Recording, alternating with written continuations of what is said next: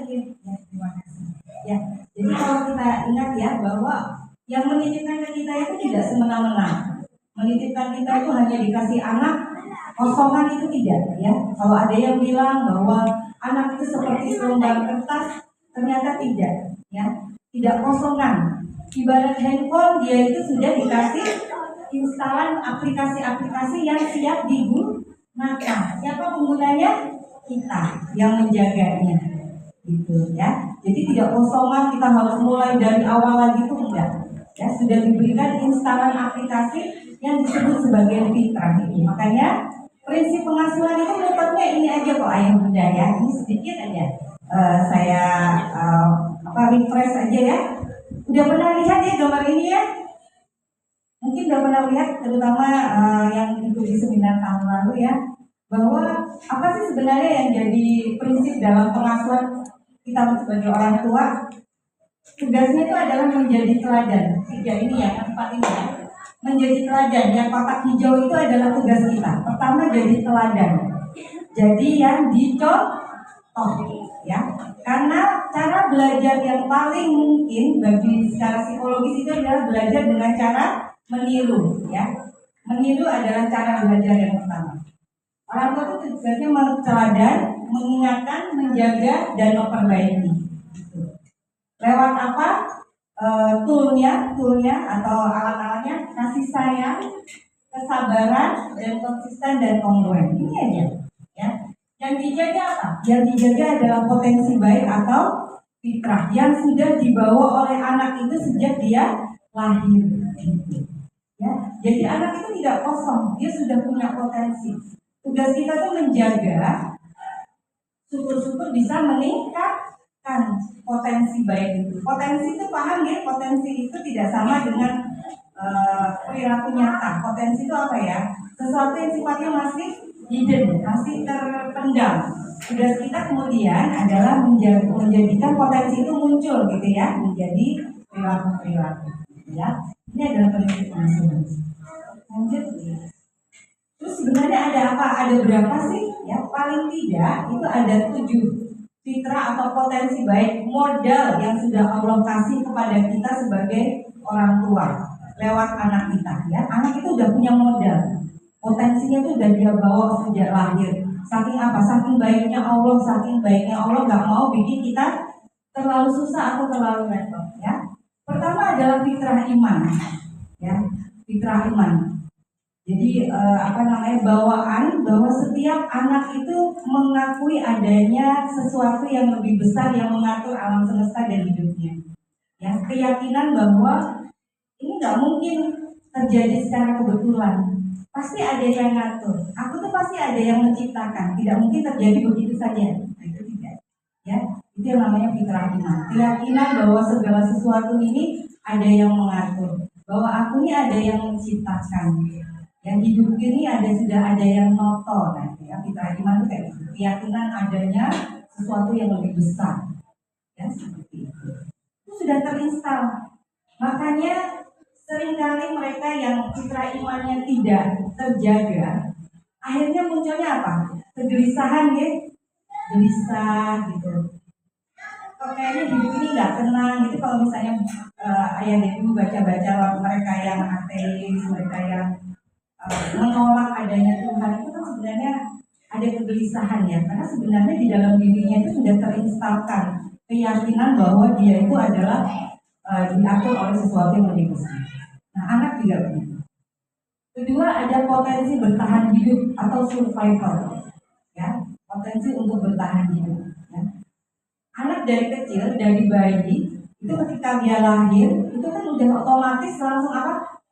Mencari, kalau misalnya ayah ibu tahu yang namanya inisiasi menyusui dini, ya, itu kan anak sudah mencari duluan ya. Nggak ada yang ngajarin dia untuk kecap-kecap, tapi dia udah tahu mencari di mana letak puting susu ibunya supaya dia bisa tetap bertahan hidup, ya, survival. Jadi anak tuh punya fitrah untuk itu, potensi untuk bertahan hidup. Bayi yang katanya ketika ditaruh di air langsung gregal-gregal, padahal nggak ada yang ngajarin, ya, seperti itu. Jadi sudah ada fitrah untuk bertahan hidup. Makanya sebenarnya tidak perlu terjadi gegeran antara ibu dan bapak dengan putranya ketika masa memberikan MP ASI, ya, tidak perlu gegeran soal makan karena anak itu punya fitrah bertahan hidup. Artinya apa? Kalau dia lapar, dia tuh akan nyari makanan, ya. Cuma kadang-kadang kita ini disetting yang namanya makan itu based on apa, Bu? Based on udah waktunya, gitu ya. Udah waktunya makan, gitu. Nah, itu hanya gegeran karena menurut bapak dan ibu anak harus makannya segini nih. Padahal dia punya kemampuan untuk bertahan hidup sendiri, ya. Kemudian ada fitrah belajar hingga mahir. Nah, ini yang kemudian saat ini kita sedih ya ketika melihat ada anak yang kemudian belajarnya susah, ya, tidak ada motivasi untuk belajar. Ya. Padahal kalau ini terjaga terus Bapak Ibu dan kita tahu cara menjaganya, kita nggak perlu repot-repot nyuruh-nyuruh dia untuk belajar. Dia tuh sudah terinstal untuk pengen bisa menguasai, ya, belajar hingga mahir. Contohnya apa? Contohnya ketika dia belajar jalan. Masih ingat ketika putra-putranya belajar jalan, dia jatuh nggak dia? Oh, sakit nggak tuh? Keantuk kejeduk itu nggak? Iya. Tapi dia mau jalan lagi nggak? Terus sampai akhirnya dia benar-benar bisa jalan. Oke. Nah, kadang-kadang kita kemudian ketika dia sudah belajar bawa minuman, kita bilang apa? Dia bawa gelas sendiri, kita bilang apa? Awas, tahu, bos, ibu aja, nah, gitu ya. Ya, hal-hal seperti itu sebenarnya yang kemudian mematikan fitrah belajar dia. Dia lagi mau manjat, kita bilangnya apa? Jatuh loh ya, awas loh, jatuh loh. Padahal sebenarnya ada opsi lain kan ya. Selain bilang awas jatuh, malah didoain jelek. Kita kan bisa berada di bawahnya ya kan, untuk menadari dia kalau dia benar-benar jatuh. Ya, tapi apa? Males ya, enakan ngeriakin ya dari jauh ya daripada punya mendekati anaknya dan kita ayo pelan-pelan ya terus nanti kalau jatuh ibu pegangin. Fitrah belajar hingga mahir. Fitrah keempat adalah fitrah kasih sayang ya, fitrah kasih sayang. Jadi anak itu punya bawaan untuk menyayangi orang lain. Ya, itu udah diinstal sama Allah ya. Ibu ingat dia masih kecil, lihat ibu sedih dia dapetin meluk ya. Lalu mama kenapa nangis gitu. Itu kan ada ya, tiba-tiba dia nyium ibu ya. Seperti itu fitrah kasih sayang ya. Nyayang-nyayangin bonekanya ya, ayam kecil ya, itu sudah diinstalkan. Ya, sehingga sebenarnya tidak ada anak yang kemudian jahat atau keras hatinya, kecuali kita kurang baik dalam menjaga fitrah. Ya. Lanjut, fitrah interaksi. Nah ini juga ya, fitrah anak itu adalah makhluk sosial dan itu sudah ditanamkan juga. Senang untuk apa? Berinteraksi itu, ya senang berinteraksi, berkomunikasi, yang senang serawung dengan orang lain ya, sudah terinstalkan. Kemudian ada fitrah seksualitas ya, fitrah memahami dirinya ini beda sama misalnya masnya, misalnya perempuan ya, fitrah untuk memahami perannya, memahami bahwa dirinya itu berbeda ya, dilahirkan berbeda, tidak ada fitrah. Ya. Lanjut, kemudian ada fitrah bertanggung jawab. Nah ini juga ya, fitrah untuk bertanggung jawab. Contohnya apa? Contohnya ketika misalnya dia mecahin gelas atau dia numpahin sesuatu ya, apa yang dia lakukan? Mungkin pertamanya dia akan bingung ya, tapi habis itu dia akan berusaha ambil sesuatu untuk kemudian dia bersihkan, entah itu tisu ya, entah itu bajunya gitu ya. Tapi kemudian kan kadang-kadang sebagai orang tua kita apa? Udah ibu aja, salah jangan pakai tisu, nanti tisunya habis banyak. Nah gitu ya. Ketika dia sedang mencoba untuk melakukan tanggung jawab, kita cut. Nah, perilaku itulah yang kemudian menyebabkan anak menjadi tidak tumbuh ketertanggungjawabkan ya. Atau jenis-jenis orang tua timsar ya. Orang tua timsar, ibu bekalku ketinggalan, tenang ibu susulkan. Ibu baju olahragaku nggak kebawa, tenang ibu gojekkan gitu ya. Timsar ya. Padahal kadang-kadang kita perlu untuk membiarkan anak itu mendapatkan konsekuensi. Bekal ketinggalan paling apa konsekuensi alaminya? Lapar. Biar aja, biar dia merasakan. lapar ya udah, berarti besok apa yang harus dilakukan? Ya, nggak usah dimarahin juga, soalnya kamu hanya berbilangin pokoknya lapar kan sekarang nggak perlu juga seperti itu ya. Tapi kita tanyakan berarti besok apa yang harus dilakukan? Biar bekalnya nggak ketinggalan, ya. Jadi biarkan supaya dia fitrah tanggung jawabnya tetap terjaga. Oke, oke. Ini adalah tahap perkembangan anak ya. Eh, ini saya mengambil yang dari kajian neuropsikologi ya. Jadi anak pada usia 0 sampai 2 tahun itu berada di tahap sensori. Ya, tahap sensori adalah tahap di mana sensori itu sensori itu indera, ya. Dia mengenal dunia melalui sensor-sensornya. Apa aja Bu sensornya? Mata, ya, apalagi perabaan, pendengaran, ya, penciuman, ya, merasa, meraba, pengecapan. Nah, itu bagaimana dia mengenal dunia, ya. Di usia-usia ini memang secara otaknya kan belum banyak sambungan-sambungannya, ya.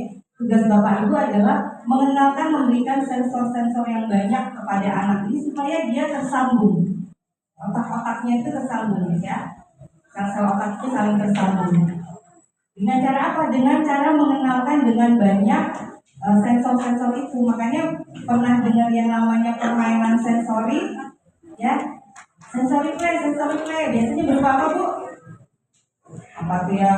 Bumbu-bumbu, ya, gemes-gemes itu, apalagi slime gitu ya. Itu adalah cara untuk kemudian mengoptimalkan pertumbuhan otak anak di tahap sensori itu, ya. Dikenalkan dengan makanan yang rasanya mungkin manis, pahit, kecut, nah itu nyambung Bu gitu.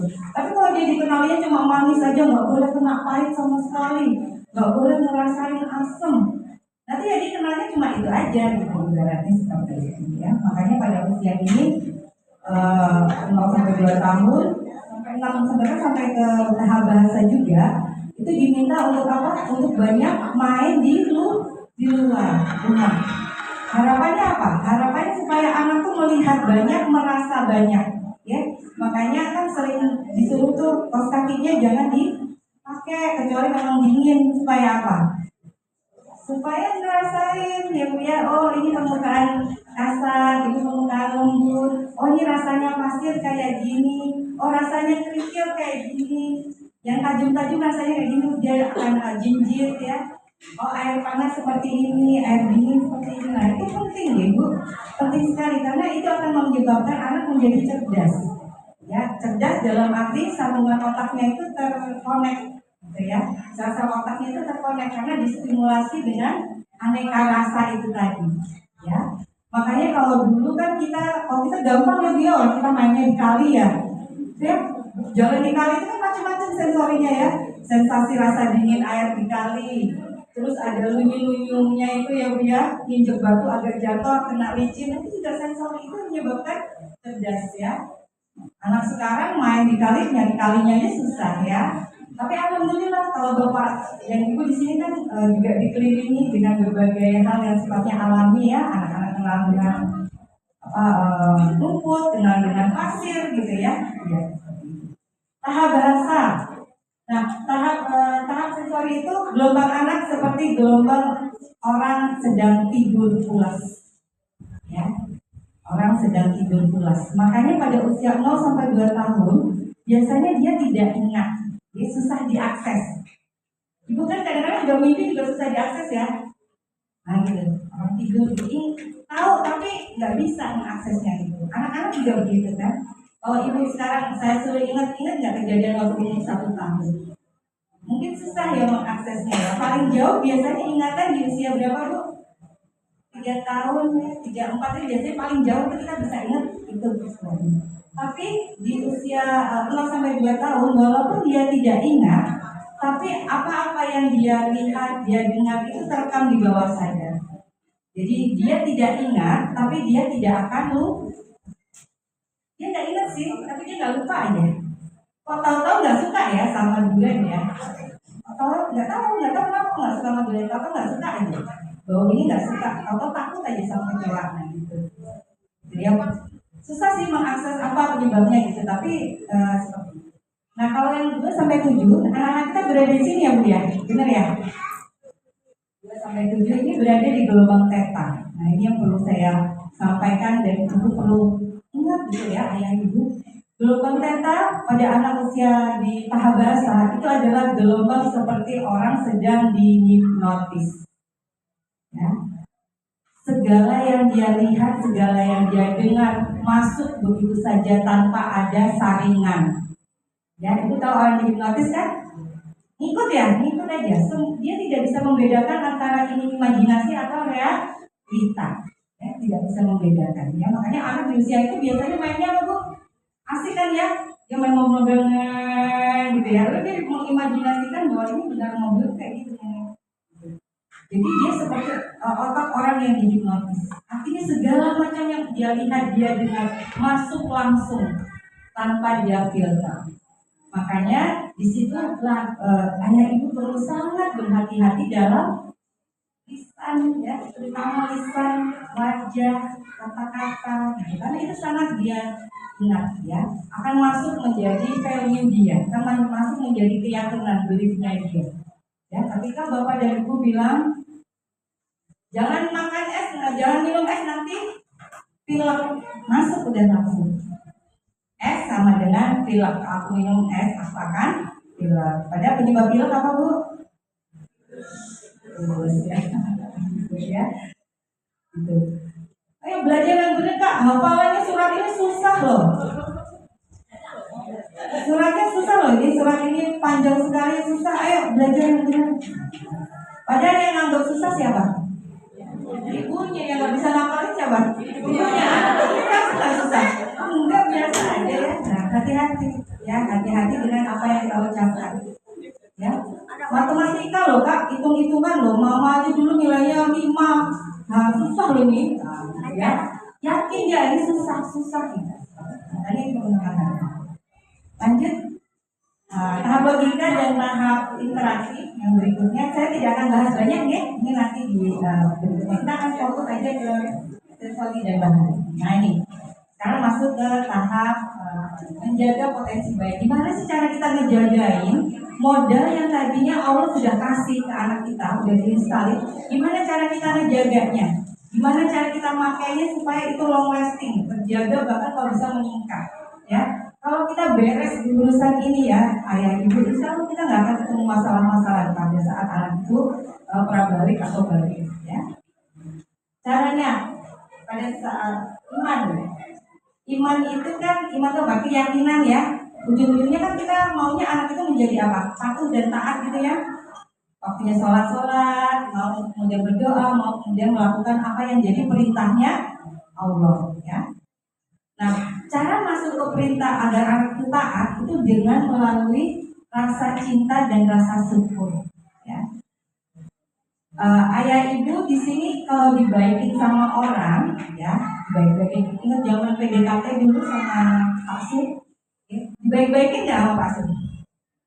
Dibaik-baikin kan, dibeliin, diapain, ada orang lah yang baik banget, selalu senyum, selalu membantu, selalu ngasih, bawain makanan. Kira-kira kalau orang itu nyuruh melakukan sesuatu kita mau nggak? Ya, benar ya. Kalau dia sudah melakukan, kita akan lebih mudah taat, nurut itu sama orang yang apa? Orang yang baik, yang kita ada rasa cinta kepadanya. Nah itu juga dengan masa ini gitu. Jadi tumbuhkanlah rasa cinta dan rasa syukur anak itu kepada Allah. Ya, dengan cara apa? Nah caranya itu.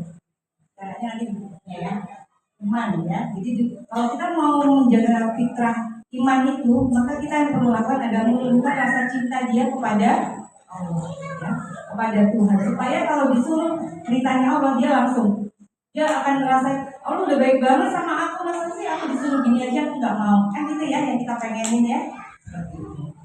Kedua, fitrah bertahan hidup. Ya, caranya adalah dengan melakukan sendiri secara bertahap. Beri kesempatan anak untuk melakukan itu sendiri. Ya, makan, mandi, terutama basic life ya, basic skill ya, kali training dan berpakaian. Walaupun di masa-masa ini gemes sih ya, ini jagain ini gemes nggak sih, jagain Fitra bertahan hidup ya? Pengennya apa ya? Ini namanya ya Allah cuma gitu aja gitu ya kan? Ya cuma gitu aja karena kita udah 30 sekian tahun melakukan hal itu ya. Dia kan baru sebentar, mungkin baru seminggu, baru 2 minggu yang lalu tahu caranya megang sendok ya kan? Oh ibu kan sekarang mau makan sambil lihat drakor juga aku nggak bakal salah masuk ya, nggak bakal tumpah-tumpah gitu. Anak kan enggak, dia kan baru megang nih. Jadi itu harus sabar ya. Biarkan dia melakukan sendiri secara bertahap. Ya, secara bertahap. Ketiga,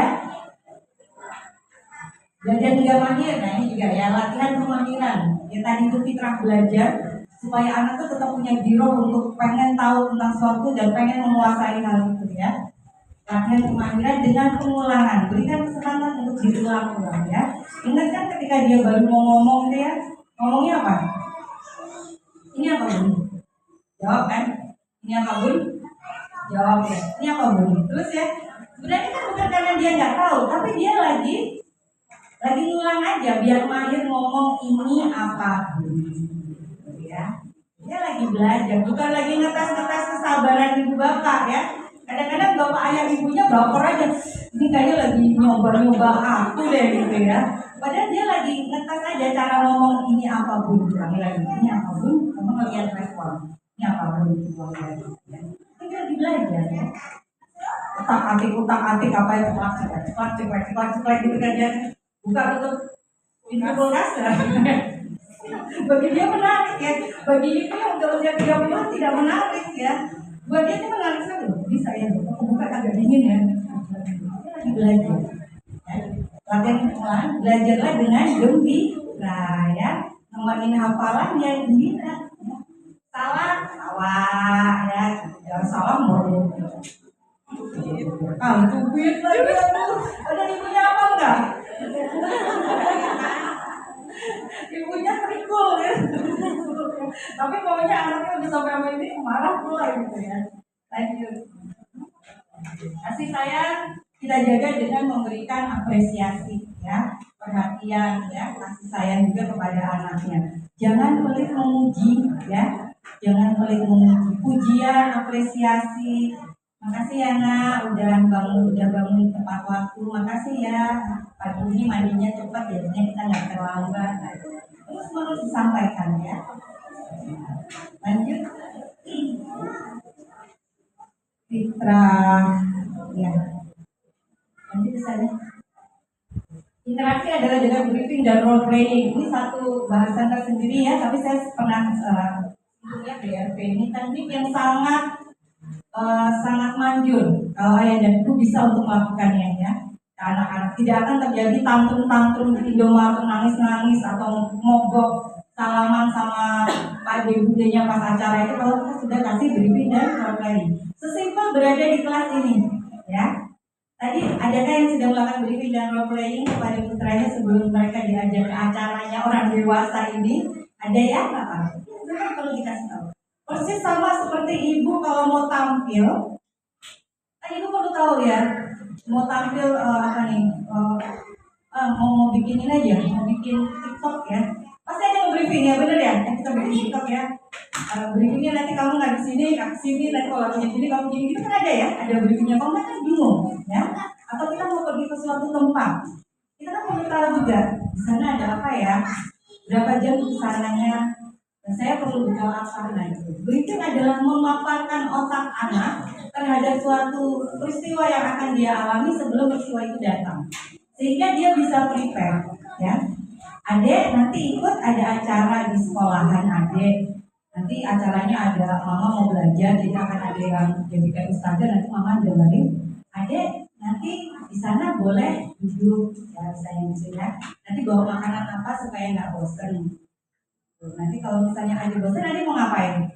Mau gambar atau mau jalan-jalan muter-muter? Mau gambar deh, mau bawa ini, oke, gitu ya. Jadi anak tuh sebelum masuk ke sini, dia udah ada gambaran, dia udah tahu harus bagaimana. Yang sering terjadi kemudian peristiwa rewel, tantrum itu kan biasanya karena tidak di briefing ya. Ya di Indomaret yuk, ikut sama Bunda yuk, gitu. Tapi nggak di briefing. Jadi itu aja dia seneng ya Indomaret banyak makanan gitu, tapi nggak di briefing dulu. Nanti di Indomaret Bunda cuma mau beli sampo sama beras ya. Adek kalau pengen boleh satu aja, tapi nggak boleh, bolehnya ini sama ini. Ya, tapi pilih salah satu aja. Nah itu namanya mau briefing. Jadi sampai di sana dia udah tahu apa yang perlu dia, apa yang boleh dan apa yang tidak boleh. Prinsipnya itu sebenarnya ya. Cuma seringkali kita meremehkan ya. Kita anggap anak itu udah sama kayak kita ya. Udah bolak-balik ikut arisan ya mestinya ngerti dong kalau arisan itu duduk di bawah gitu. Kan itu kalau ayah dan bunda. Anak kan nggak ngerti ya. Nah, tugas kita adalah fitrah seksual, paham tubuh ya, paham dirinya, saya cewek, ya cowok, kayaknya berbeda, privasinya mana yang boleh dipegang, mana yang boleh dilihat ya. Lanjut. Fitrah tanggung jawab. Nah ini ya, berarti membuat pilihan, menjaga konsistensi dan mengambil keputusan. Jadi tanggung jawab itu sebenarnya udah terinstal, kita tinggal melatih dia aja. Ya, oke. Lebih detailnya lagi ini lanjut saja. Nah ini contoh kegiatan membangun potensi baik di masa sensori. Ada yang masih punya usia ini? Masih ya? Atau udah banyak yang di tahap bahasa?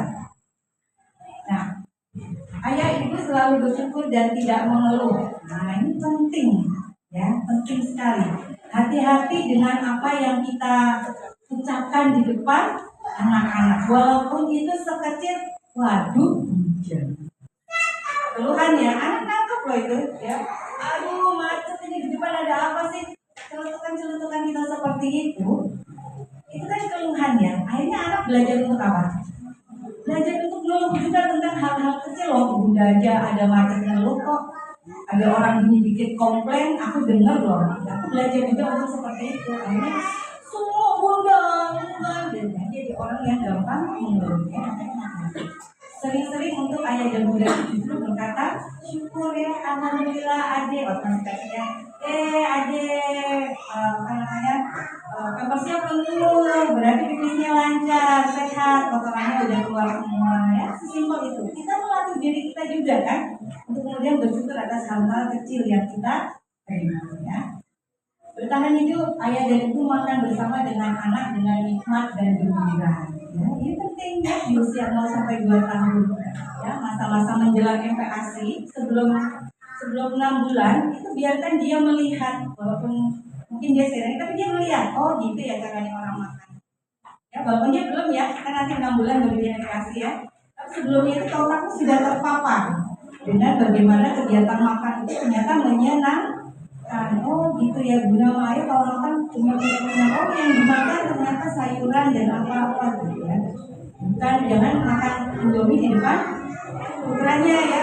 Jadi mau aja makannya ini lagi gitu. Aku nggak boleh.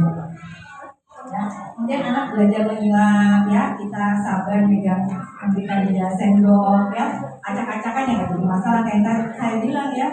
Ayah dan Bunda soalnya udah sangat lihai karena kegiatan makan itu sudah 30 tahun lebih dilakukan. Anak kan belum ya. Megang aja dia masih gini loh. Sendok tuh digenggam ya. Masuk ke sini tumpah-tumpah itu sangat wajar. Bagian dari proses belajar. Belajar hingga mahir. Ayah ibu tanpa mengeluh mendukung anak belajar itu tadi ya. Ketika dia belajar merangkak ya. Jalan itu nggak ngeluh-ngeluhkan itu ya. Walaupun misalnya kalau nekat kan berat ya. Aduh, kita itu harus bongkok-bongkok gitu ya. Keluhannya kita simpan sendiri ya, tapi kita tunjukkan kebersyukuran kita di depan ya. Ada pijatan-pijatan ya, sensori, stimulasi sensori tadi yang saya sampaikan ya, ajak anak untuk mengenal berbagai macam rasa, permukaan ya, itu akan membuat anak menjadi cerdas ya. Bicara jelas dan pelan. Nah ini ya, untuk orang tua yang ngomongnya cepet kayak saya, perlu latihan ya, ngomongnya lebih pelan ya, lebih pelan. Jangankan anak kita, kadang suami kita aja nggak paham ya kita ngomong apa saking cepatnya gitu ya. Nah, anak kan lebih ini lagi ya, lebih perlu untuk dipahami bahwa dia perlu memahami. Kita bicara pelan. Kasih sayang mendekat saat menyusui ya, mengelus mencium, kalimat sayang ya, bilang terima kasih, bilang maaf ya. Anak-anak yang jarang berani atau tidak mau minta maaf. Biasanya juga orang tuanya juga jarang minta maaf gitu. Ya. Juga minta maaf tuh kayak gengsi gitu, kayak sesuatu yang aib. Padahal itu kalau dibiasakan, nanti dia juga akan terbiasa untuk minta maaf. Ya. Maaf ya dek, tadi ibu ngomongnya agak keras ya. Maaf ya dek, tadi ngajak adek cepet-cepetnya keluar dari mobil atau sekarang jadi adek sakit, maaf ya. Tidak perlu maaf ya, tapi kan tadi soalnya adiknya nggak nakal. Jadi namanya membela diri ya. Minta maaf jangan dipakai kayak gitu ya bunda ayah ya. Dia minta maaf aja. Ya nggak usah. Kamu sih soalnya ribut, makanya mama jadi kulit gitu ya. Maaf ya deh, jadi udah nyubit, jadinya sakit ya. Mama tadi nggak sabar, maaf ya. Ya. Nah ini lanjut ya. Lanjut interaksi mengenal berbagai sentuhan ya. Kenapa anak di usia 0 sampai 2 tahun perlu tahu dengan berbagai macam sentuhan? Karena dia kan koordinasi motoriknya belum ini ya, belum lihai ya. Belum seperti kita yang tahu cara neken, cara apa gitu. Kadang-kadang anak kita anak usia segini dibilang jahat sama temennya. Kok mukul, kok dorong gitu ya. Padahal mungkin maksud dia tuh mau ngelurus, tapi karena koordinasi motorik dia belum baik, itu akhirnya yang terjadi adalah apa? Seperti mendorong. Ya, itu perlu kalian kita ajarin. Ini ya kalau pegang kucing, kalau kucing gitu ya. Jadi megangnya segini, pintunya kalau segini sakit, kita perlu ajarin, ya ajarin. Ya kalau pegang gini ya megangnya segini ya dia kekuatannya segini. Itu anak perlu. Ya kita jangan berharap harusnya ngerti sendiri dong. Antara bedanya meluk sama mukul gitu ya. Kita kan udah ngerti, dia kan perlu dilatih ya. Segini ya dek, kamu megang tangannya. Interaksi, mengenal berbagai sentuhan, mengajarkan cara meminta, mengajarkan cara merespon gitu ya. Jadi kita ajarkan ya, jangan kita ajarkan, kita contohkan ya. Jangan kita kemudian maunya apa? Bilang maunya apa? Bilang gitu ya. Anak kan bingung deh. Ya ajarin ibu, adik mau seksual pada usia ini adalah segera memakaikan pakaian ya, ketika dia habis mandi atau anak itu habis buang air, segera cepat-cepat dipakaikan pakaian. Supaya apa? Supaya dia tahu bahwa itu ada area privat ya. Kalau kita pernah lihat anak-anak yang keluar dalam kondisi telanjang dan dia nggak malu, itu biasanya ya orang tuanya tidak menjaga fitrah seksualnya itu ya. Tidak berbuat seksual di ruangan yang sama dengan anak walaupun anak dalam kondisi tertidur, ini juga ya. Challenge ya. Tetap berpakaian meski sedang memandikan anak. Kita juga mengajarkan anak bahwa kita juga punya privasi dengan tubuh kita ya. Jadi dia paham mana yang aurat gitu ya. Kalau Islam tuh punya konsep aurat yang indah sekali gitu ya. Mana yang boleh dilihat, mana yang tidak boleh dilihat, siapa aja yang boleh melihat ya. Lanjut, kita tanggung jawab. Ayah ibu tidak berbohong, tidak berbantah-bantahan depan anak. Ini ayah ibu kalau mau berbantah-bantahan coba keluar rumah ya, jangan di depan anak ya, atau masuk ke dalam kamar ya. Kalau mau berbantah-bantahan jangan di depan anak ya. Pertama itu menimbulkan anak merasa tidak aman ketika dua orang provide rasa aman dia itu kemudian sedang berantem, dia kan takut sekali ya. Hati-hati. Atau diem-dieman aja, anak tuh ngerti loh kalau ayah dan ibu sedang diem-dieman ya, diem-dieman ya, nih lagi dingin gitu, mereka paham ya. Makanya usahakan kalau mau berantem memang perlu berdiskusi, silakan keluar dari rumah cari lapangannya seperti ya, berantemnya di sana gitu loh, tapi jangan di depan anak ya. Jadi orang yang mudah menerima nasihat ya, jadi misalnya ayahnya nasihati, hati-hati itu jangan terlalu lembut ya, makasih ya bunda sudah diingatkan. Itu dilakukan di depan anak. Jadi anak jadi mudah ketika dia dinasihati, dia tidak boleh defensif. Tapi kalau dia terbiasa melihat ayahnya nasihat, ayah bunda sholat subuh, iya udah ngerti. Besar ini mau masih bingung-bingung juga. Nanti anak juga akan melihat, oh gitu ya, ternyata nasihat itu diresponnya dengan begitu ya. Kita kan bisa ya makasih. Makasih ya udah jadi. Makasih. Akhirnya anak akan mudah juga menerima nasihat dari kita ya. Kita kan kadang unik ya, maunya nasihatin anak, giliran kita dinasehatin, kitanya defensif ya, membela diri. Ajarkan makanan bareng-bareng. Oke, sekarang masuk ya ke tahap bahasa. Nah, ini tahap bahasa sudah besar ya. Oh, tadi kan kayak gue mencontohkan, sekarang anaknya. Ya, anaknya yang diminta untuk kemudian berterima kasih. Bilang apa dia? Alhamdulillah ya, dia lihat langitnya cerah sekali. Alhamdulillah ya tuh. Bunganya indah, warnanya kuning, bagus sekali ya. Allah tuh keren banget ya. Gitu ya. Lihat nih deh, adik seperti ini badannya, lihat matanya bisa nutup. Kalau ada sesuatu langsung nutup begitu saja, badan nggak pakai remote loh, udah nutup sendiri. Itu kan ciptaan Allah, keren ya, hebat ya Allah gitu. Karena kita membuat anak tuh punya pandangan bahwa Allah tuh keren dan hebat dan maha segalanya, maha kaya. Gitu ya. Terima kasih sama Allah, makasih Allah. Kita ajarkan ya, anak kita minta untuk mulai mengucapkan syukur. Tapi anak akan mudah untuk menjadi orang yang bersyukur kalau orang tuanya juga gampang bersyukur ya. Kalau orang tuanya dikit-dikit komplain, dikit-dikit sambatan, anaknya akhirnya gimana?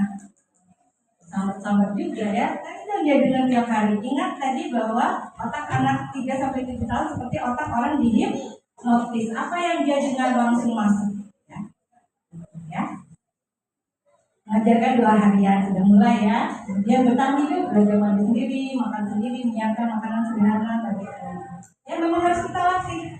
Dan kita memang perlu prepare tahu bahwa anak ini sedang masa belajar. Ya. Kita mungkin mandi berapa menit Bu?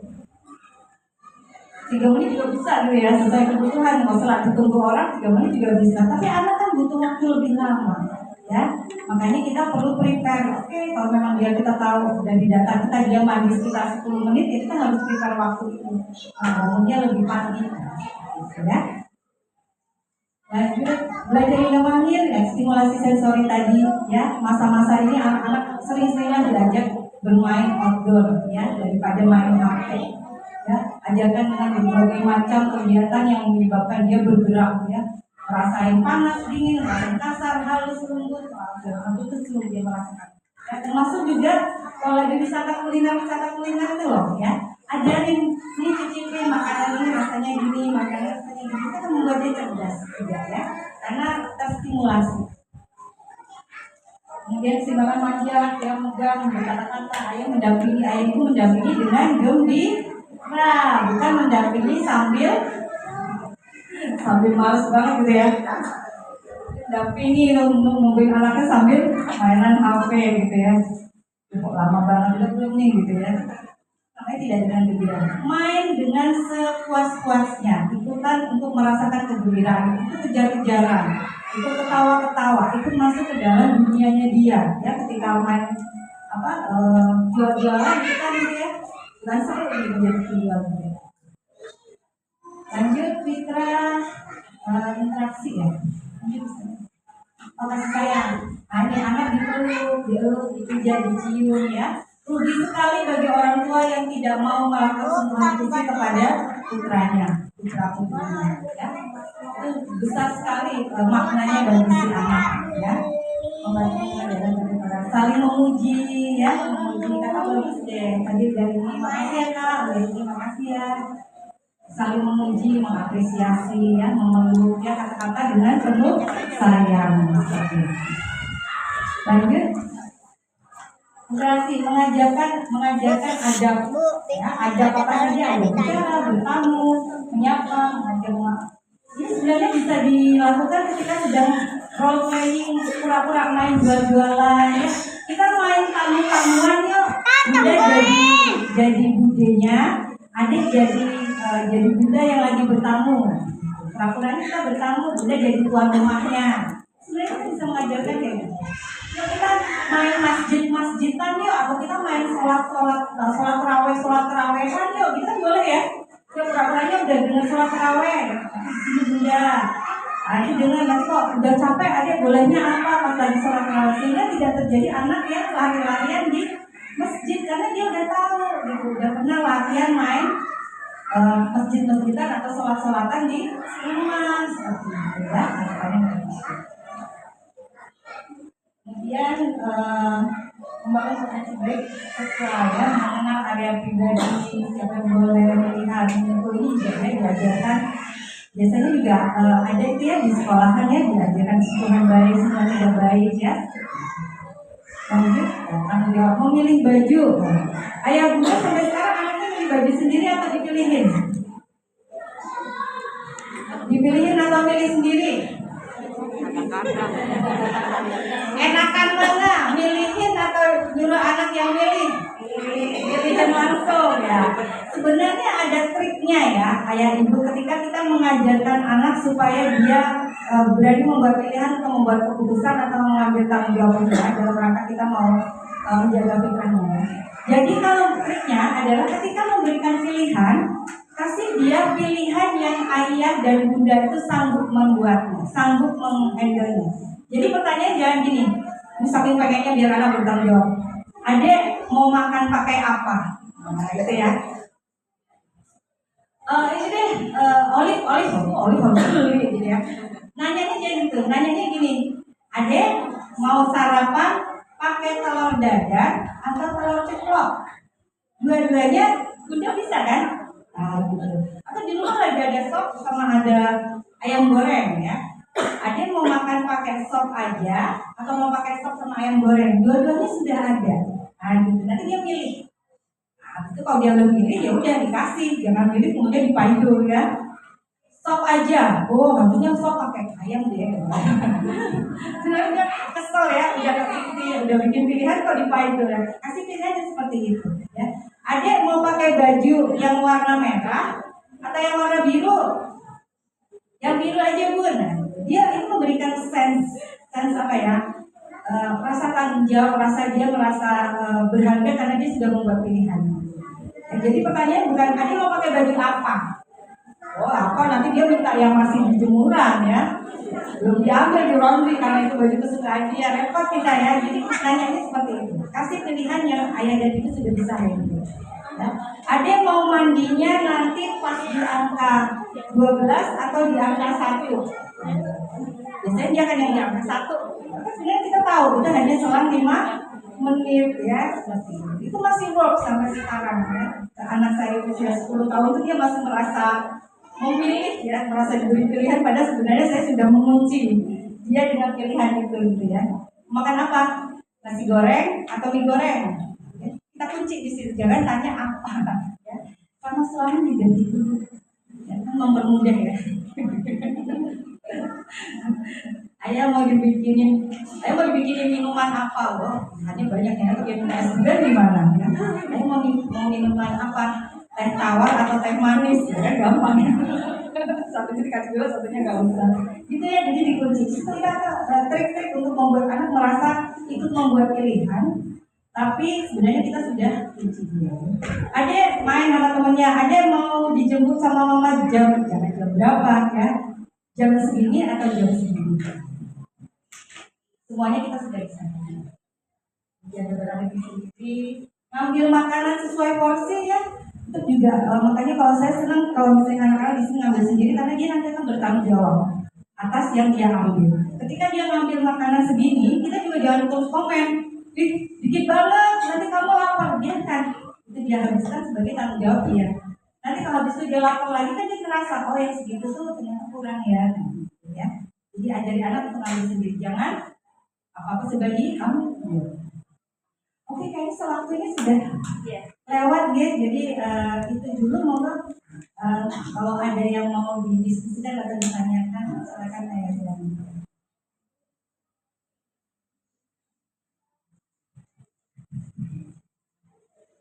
Jazakumullah khairan kepada Bunda Fulvina Puspa Indah yang telah memaparkan banyak sekali. Sebenarnya masih paket ya, tapi karena waktu juga langsung saja monggo kepada Bapak Ibu yang sudah ada undang-undang ya, monggo silakan disampaikan saja. Dua dulu ya, monggo Ibu sama Bapak. Ibu satu, Bapak satu. Yang depan dulu. Ya. Assalamualaikum warahmatullahi wabarakatuh. Saya mempunyai anak dua, yang satu kelas 2 SD, yang satu masih TK kecil. Nah, ini gimana cara untuk mengajak anak supaya mau belajar? Nah, itu gimana membuat pilihannya seperti apa atau gimana gitu? Itu yang pertama. Kemudian yang kedua, eh, di saat umur berapa anak mau menerima bahasa asing selain bahasa ibu yang sehari-hari. Jadi bahasa asing bisa langsung cepat nyantel gitu di otaknya. Mungkin itu aja. Terima kasih. Assalamualaikum warahmatullahi wabarakatuh. Waalaikumsalam. Mau ditanggapi dulu kalau nanti kalau ada orang. Terima kasih pertanyaannya bagus sekali ini. Jadi punya dua putra kelas 2 sama PKA. Gimana caranya mengajak anak supaya mau belajar gitu ya? Nah, kita perlu mendefinisikan dulu yang namanya belajar itu apa. Oke? Pada anak TK, dia utak mainannya bongkar dipasang lagi itu udah belajar loh. Cuma kadang-kadang orang tua itu merasa anak belajar itu kalau apa? Aku belajar nih. Kalau apa? Kalau di depannya ada buku dan dia suruh koma kami gitu ya. Nah, itu yang namanya belajar. Padahal bisa jadi anak itu namanya belajar ketika dia sambil jalan sambil Bismillahirrahmanirrahim. Dia sudah belajar sebenarnya. Nah, itu yang perlu kita pahami ya, bahwa tidak semua yang namanya belajar itu seperti maunya kita, yaitu duduk gitu ya. Anak belajar, anak pada usia di bawah ini semuanya belajar dengan cara yang berbeda-beda gitu ya. Dia mungkin terlihatnya kayak main sama temannya, tapi sebenarnya sedang apa?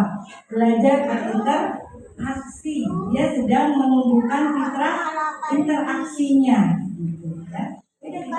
Tapi kalau misalnya gimana supaya anak itu mau belajar yang target-target yang ada di sekolah dia bisa, maka orang tua perlu menyediakan diri dan waktu untuk menjadi fasilitator. Seperti bagaimana ustazah-ustazah di sekolahnya itu menyediakan diri sebagai fasilitator ya, dengan cara yang menyenangkan ya, dengan asik dan dengan waktu yang mungkin disepakati ya. Adek, kita belajar, habis belajar nanti Umi mau bikin susu coklat atau mau susu putih, nah gitu ya. Jadi dikasih apa? Rewardnya yang kemudian kita buat pilihan. Kayak gitu ya. Adek, habis belajar, itu juga salah satu cara kalimat hipnotik ya. Habis belajar selama setengah jam nanti, mungkin nggak tahu ya setengah jam itu berapa ya. Habis belajar sampai di angka segini, itu ada mau dibikinin susu coklat atau mau dibikinin teh. Itu kan berarti kalau untuk mencapai ke susu dan teh dia harus apa dulu? Harus belajar dulu, gitu ya. Ada nanti habis mandi kita mau dengerin, mau nyanyi ini atau mau nyanyi itu, gitu ya. Cara mengajarnya seperti itu, kurang lebihnya. Tapi memang perlu juga kita menanyakan kepada diri kita itu tadi. Jadi yang namanya belajar untuk anak saya, buat saya itu yang mana sih? Ya, karena tiap anak beda-beda ya. Ada anak yang senangnya dengan sambil jalan sana kemari, ada yang senang sambil dengerin murotal, ada yang senangnya sambil lihat teksnya. Kita pelajari dulu anak kita paling itu dengan yang seperti apa. Itu kita paham dulu baru nanti kemudian kita tawarkan. Okay? Dan jangan dibandingkan ya, dan dibandingkan antara dua orang ini. Bisa jadi mereka belajar dengan cara yang berbeda. Tugas kita untuk tahu ini yang pakai ini pakai ini.